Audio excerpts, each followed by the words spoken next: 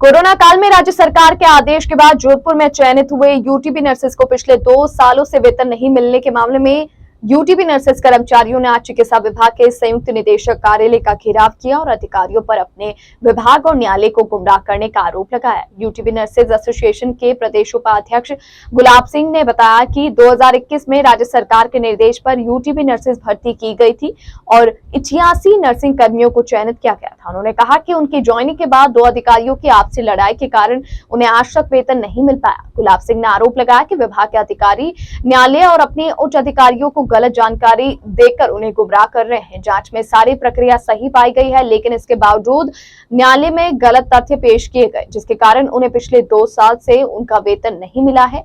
UTV nurses ने कहा कि नर्सिंग भर्ती में आरक्षण के लिए राज्य सरकार ने उनकी ज्वाइनिंग के बाद आदेश निकाला था, इसीलिए वह आदेश इस भर्ती पर लागू नहीं हो रहा था और इसके अलावा जो भी बिंदु जांच में रखे गए थे उसमें पूरी प्रक्रिया सही पाई गई है, लेकिन अभी तक विभाग के अधिकारियों की ओर से उनके वेतन का भुगतान को लेकर कोई निर्णय नहीं हुआ। उन्होंने कहा कि हर स्तर पर अपनी मांग पहुंचाने का प्रयास किया, लेकिन उनकी सुनवाई नहीं हुई, तो आज उन्होंने संयुक्त निदेशक कार्यालय का घेराव किया। उन्होंने कहा कि जब तक उनकी मांगे नहीं मानी जाएगी, पुनर्जांच रिपोर्ट प्रस्तुत नहीं होगी, तब तक यह धरना जारी रहेगा।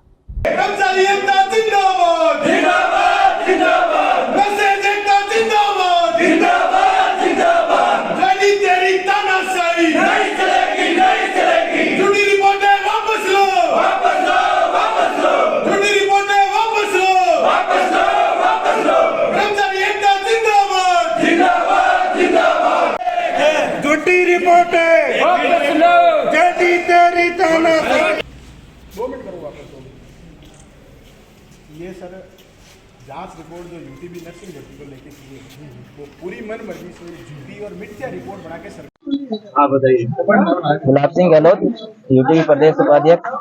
हम जोधपुर के अंदर CMHO 2021 में हमारी ज्वाइनिंग हुई थी। हम सारे 88 जन हैं। 21 मई 2021 की सबकी ज्वाइनिंग जोधपुर के अलग अलग इलाकों में हो रखी है। हम 2 साल से ज्यादा हो गए जो हमारा अभी तक वेतन नहीं मिला। वेतन नहीं मिलने के पीछे आपसी 2 अधिकारियों की लड़ाई और उनके आपस में जो भी बात थी या उनके द्वारा जो भी आगे के पहले क्या हुआ उससे हमें कोई मतलब नहीं था। इनके द्वारा आपस में आरोप प्रत्यारोप लगाकर हमारे खिलाफ झूठी रिपोर्ट बनाई गई थी। जॉइंट डायरेक्टर सर ने हमने पहले भी कई बार बात की थी, परंतु उनके द्वारा बोला कि हम आप लोगों से कोई दुश्मनी नहीं है, परंतु उनके द्वारा बार बार न्यायालय में गलत तथ्य पेश करना, विभाग को गुमराह करना, इस तरह के तथ्य पेश करके हमारे वेतन पे कोर्ट स्टे नहीं हटवा रहा है। तो हम सरकार से भी कई बार मांग कर चुके हैं, अधिकारियों से भी मांग कर चुके हैं, परंतु हमारा अभी तक कोई सुन नहीं रहा है। तो अब हम 2 साल से ज्यादा हो गया, हमारा परिवार भी चलाना बड़ी मुश्किल हो गया और हमने कोविड जैसा महामारी में काम किया था और हम आज 88 जनों का परिवार पालना बड़ी मुश्किल हो गया। तब अभी मैंने 3 दिन पहले जेडी सर को भी एक लिखित में देके गया था, परंतु अभी उनका भी कोई जवाब संतोष से मेरे को मिला नहीं है। और जो यूटीबी पे लगे हुए उनके द्वारा जो जांच रिपोर्ट बनेगी वो पूरी तरह से फर्जी पाई गई है। नहीं, उन्होंने कोई तथ्य को जांच सत्यापित नहीं किया था। फिर भी उन्होंने न्यायालय में पेश कर, सबसे पहले न्यायालय में उन्होंने पेश की थी, जबकि वो एक गवर्नमेंट के खुद के कर्मचारी है, उनको खुद को पार्टी बनाया था, परंतु वो जो सामने पिटीशन फाइल करके रखा है उनका एक निजी व्यक्ति है, उसके द्वारा उन्होंने पिटीशन फाइल करवाई थी और उनके द्वारा वो रिपोर्ट उनको बार बार न्यायालय में पेश करके और गुमराह कर रहे हैं न्यायालय को। और न कि सचिवालय या शासन भवन द्वारा स्वास्थ्य विभाग द्वारा ऐसा कोई आदेश नहीं था कि आप इसके जो यूटीबी पे लगे हुए उनके प्रति आप जांच रिपोर्ट निकाले। उनके मेन जांच रिपोर्ट में ये मुद्दे थे कि उनको 50 पोस्ट की जगह 100 पोस्ट की, तो स्वास्थ्य विभाग द्वारा अनुमोदित करके 100 पोस्ट की गई थी। उनके द्वारा एक आरोप लगाया गया कि इसमें रिजर्वेशन नहीं किया गया। तो आरक्षण का आदेश हमारा ज्वाइनिंग होने के बाद आरक्षण का आदेश गवर्नमेंट निकाला था, क्योंकि उस टाइम पेंडिंग एक्ट चल रहा था, तो पेंडिंग एक्ट में रिजर्वेशन खत्म करके रखा था, तो उसमें भी उनके द्वारा जो मुद्दा रखा गया वो भी गलत रखा गया। तीसरी चीज है, इन्होंने एक रिपोर्ट में डाला था कि जो कैंडिडेट थे उनका RNC का रजिस्ट्रेशन रिन्यू नहीं हो रखा था। सारे कैंडिडेट का रिन्यू हो रखा था। इनके कर्मचारी से जांच कमेटी ने उनकी तो आंखें पे पट्टी बांध के रखी हुई थी, उसकी वजह से इनको वो दिखा नहीं, क्योंकि सारे एक एक कैंडिडेट का आप RNC से चेक करवा सकते हो कि उनका रिन्यू हो रखा है कि नहीं हो रखा है। तो उसमें 88 जन है, जिसमें से 36 जनों के ये तथ्य पेश करने के लिए हम तैयार है कि जो इन्होंने रिपोर्ट पेश की है। और उसके बाद इन्होंने बोला कि आरक्षण के लिए हमारे पास ऑर्डर पड़ा है कि सरकार, राजस्थान सरकार ने ऑर्डर हमारे ज्वाइनिंग के बाद में निकाला था।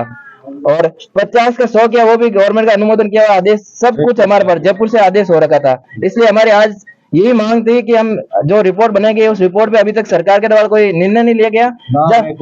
जब तक सरकार हमने पहले भी प्रयास किया कि हमारी बात माने और हमारी बात सुने कि हम सही है या गलत है, हमारे तथ्य आप जांच कीजिए, परंतु अभी तक सरकार की तरफ से या विभाग की तरफ से हमारे इस सुझाव को न माना है, न उनके, मेरे को लग रहा है कि हमारी आवाज वो सुन नहीं रहे हैं। तो आज हम जेडी सर से मिलने का प्रयास किया, परंतु अधिकारी का कहना है कि जेडी सर बाहर है, हम आपको नहीं मिला सकते हैं। और हमने बोला कि हमने मिलना है, तो उन्होंने बोला कि आप बैठ जाओ, आएंगे तो मिल लेना।